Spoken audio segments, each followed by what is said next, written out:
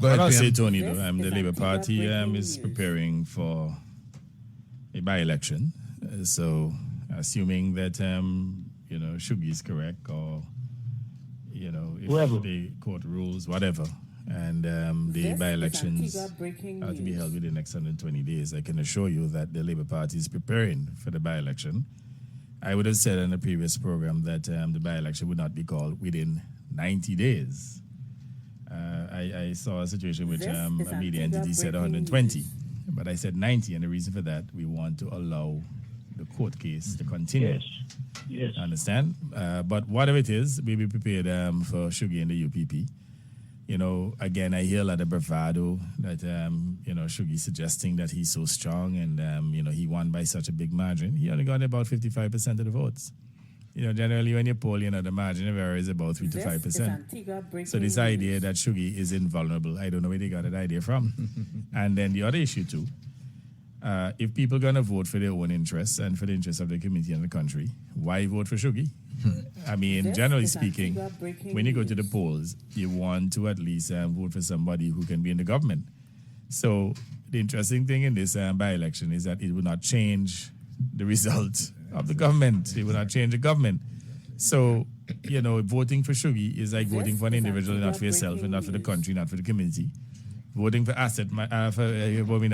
voting for Samantha Marshall, on the other hand, would be a vote in the interest of the person, the community, and the country. So this is not, to say that Shuggy could end up in the government. He'll be in opposition, and I find that he's quite presumptuous to think that he is likely to defeat Samantha Marshall. And let me make the point here too. For those who are underestimating Samantha Marshall, Comrade Samantha Marshall, she's a formidable candidate. And when we look at her achievements and what she has done in that constituency, in fact, St. Mary's South is perhaps one of the best service constituencies within the last decade. I mean, for example, she has more than doubled the size of the St. Mary's secondary school, improved infrastructure around the school. You have West Berlin, in which she did a number of concrete roads there. The main roads, as you can see, have been resurfaced.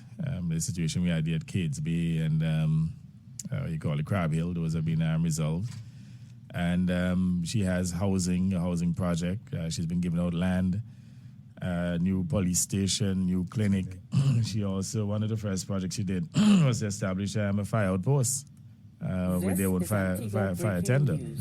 So she has performed. She has 30 people who just graduated from UE. Yeah. So through scholarships. I don't know why individuals will want to trivialize this issue and to look at someone who has not made any contribution to the community, someone who doesn't quite have the capacity to provide the kind of representation that Samantha would have provided for the last 9 years.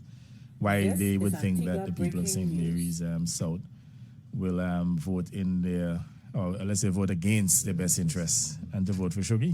Shuggy is so handsome and such a sex symbol that they're going to put their personal interest, community interest, and national interest aside and to vote for Shuggy. So the thing right now, that's what party is about.